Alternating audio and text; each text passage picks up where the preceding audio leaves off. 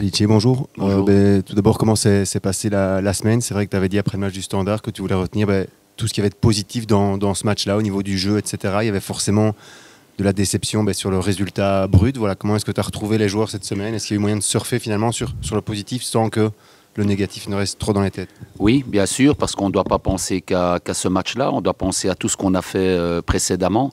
Et c'est sur ça qu'on s'est appuyé, sur cette atmosphère positive qui doit régner. Et on a mis déjà l'accent directement après le match au Standard dans le vestiaire, qu'on voulait une semaine positive, parce qu'il ne fallait pas oublier tout ce qui s'est passé avant. Et lundi, à la reprise des entraînements, j'ai tenu le même discours, je les ai félicités pour le contenu, pour l'état d'esprit, pour l'envie qu'ils ont montré dans ce match-là, et qu'on avait une semaine voilà, où tout devait se passer dans un état d'esprit positif pour arriver dimanche dans les meilleures conditions contre Genk. Ça fait quelques semaines qu'il y a des absents. Est-ce qu'il y en a l'un ou l'autre joueur qui sont peut-être disponibles en plus pour le match de dimanche par rapport à ceux qui étaient absents? Si je ne me trompe pas, les seuls indisponibles, comme ça ça ira plus vite, sont Jules et Mehdi. C'est une bonne nouvelle, j'imagine aussi pour toi, finalement, de retrouver des joueurs comme Nico était déjà là la semaine passée, mais il a pu prendre du rythme et de la confiance en U23. U23.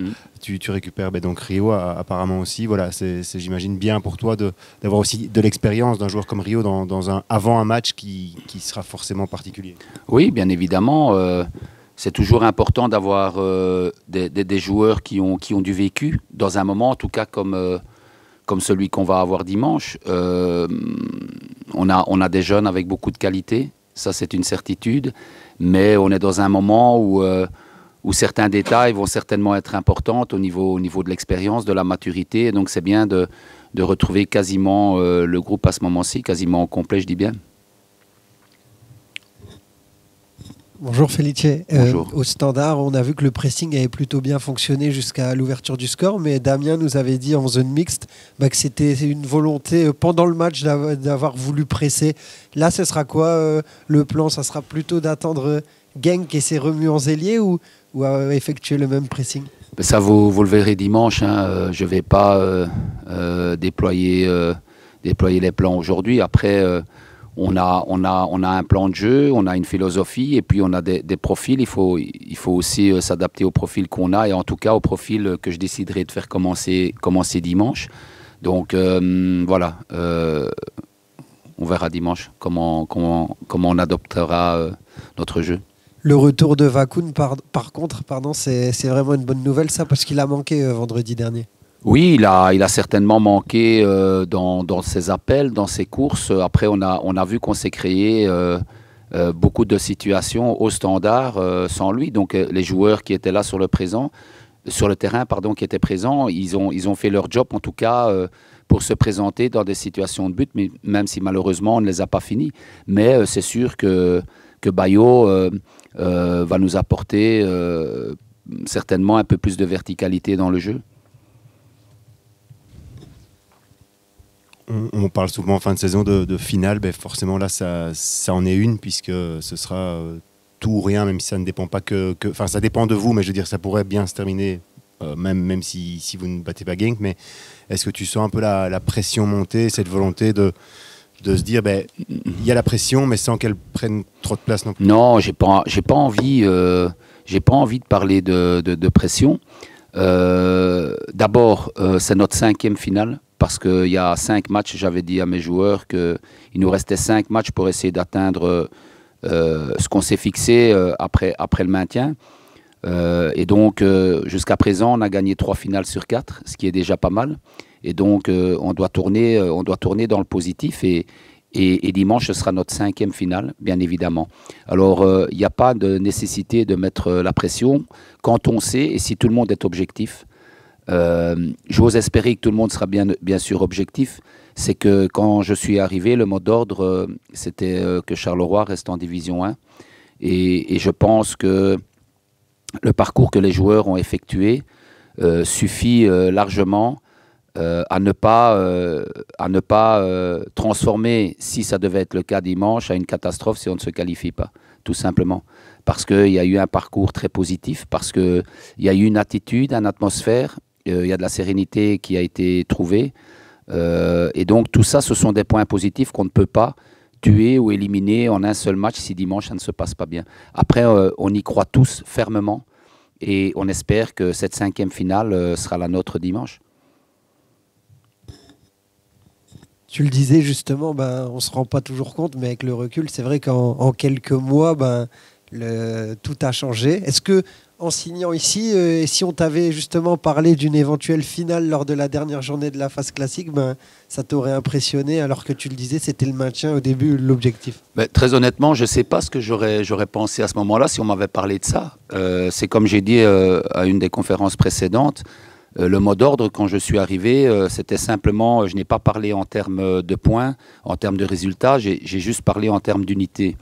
Et pour moi, c'était le plus important. Et si on réussissait à trouver cette unité dans le groupe, dans le club, entre direction publique, direction staff public, et toutes les personnes qui sont concernées dans le club de Charleroi, je pense qu'on aurait pu avancer de manière positive et c'est ce qui s'est passé. Donc pour moi, la réussite, entre guillemets, et les points positifs, ils sont là, quoi qu'il arrive dimanche.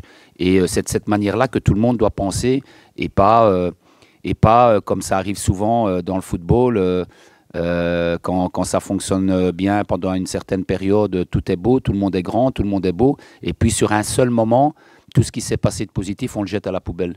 Et donc, j'ai pas envie de jeter à la poubelle, quoi qu'il arrive dimanche, tout ce qui s'est passé depuis le mois de novembre.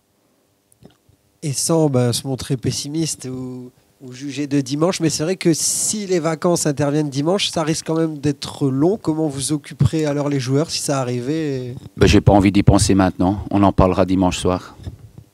Parce que je n'entrevois pas cette situation-là. Le sentiment général était un peu que Genk était peut-être légèrement en perte de vitesse ces dernières semaines. Est-ce que, quand on voit la prestation la semaine dernière contre Anderlecht, c'est peut-être aussi la bonne piqûre de rappel au bon moment que Genk n'est pas la première par hasard et qu'il y a une réelle puissance offensive aussi dans cette équipe? Est-ce que ce match qui leur redonne forcément confiance, mais tombe peut-être aussi bien pour vous sur le côté? Attention. Moi, très honnêtement, en termes de résultats et d'acquisition de points, effectivement, Genk a traversé une période où ils en ont pris moins. Mais en termes de jeu, moi, j'ai pas trouvé... si on analyse dans la profondeur cette équipe, j'ai pas trouvé spécialement qu'ils étaient moins bons. La seule différence, c'est qu'ils ont dû trouver un schéma de jeu différent avec et sans Onuachu. Et comme leur entraîneur l'a si bien dit, à un moment donné, je ne sais plus si c'est il y a 15 jours ou la semaine passée, c'est qu'il se créait plus de situations de but sans Onuachu qu'avec. Et que donc, il y a peut-être eu un manque de finition à un certain moment qu'ils ont retrouvé bien évidemment contre Anderlecht. Et donc le Genk d'aujourd'hui, c'est celui qu'on a vu la semaine passée avec les buts en plus et celui qu'on voit depuis quelques semaines, mais avec les buts qu'ils ont mis en plus. Donc moi, j'ai pas envie de parler d'une période plus creuse que d'autres. Il y a eu un changement et quand il y a un changement, il faut un peu de temps. Vous avez un peu plus encaissé ces dernières semaines et Damien Marc me disait cette semaine que forcément il ne faut pas toujours avoir besoin de marquer 3 ou 4 buts pour gagner un match. Forcément avant d'affronter une équipe pareille, j'imagine que tu vas aussi mettre l'accent sur l'importance d'être solidaire et solide derrière. Oui, tout à fait. Je suis assez d'accord avec vous pour dire que on a traversé une période extraordinaire au niveau des buts encaissés avec les clean sheets et les résultats qu'on a fait. Après, on a eu cette période ici depuis 3 matchs où on a pris certains buts de manière trop facile, je vais dire, dans l'organisation qu'on aime bien mettre en place et avoir en place. Après, quand une équipe prend de plus en plus confiance, qu'elle gagne des matchs, qu'elle a une succession de matchs contre des équipes du top avec des victoires, on a envie d'aller plus vers l'avant, on a envie de faire des courses beaucoup plus vers l'avant et on crée des espaces. Et c'est de cette manière-là, je pense, qu'on doit réfléchir, qu'on a dû réfléchir à bien analyser tous les buts qu'on a encaissés. Qu'est-ce qui sera la clé de ce match avec forcément un public qui va probablement encore jouer un rôle aussi important pour vous pousser? Qu'est-ce qui peut faire la différence dimanche? Tout d'abord, oui, le public. J'espère avoir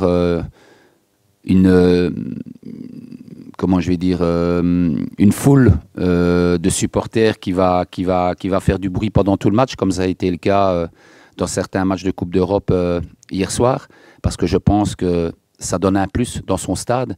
Et donc, et je sais que le public va faire du bruit, je sais que le public va nous soutenir, et on aura surtout besoin qu'on soit soutenu dans les moments plus difficiles.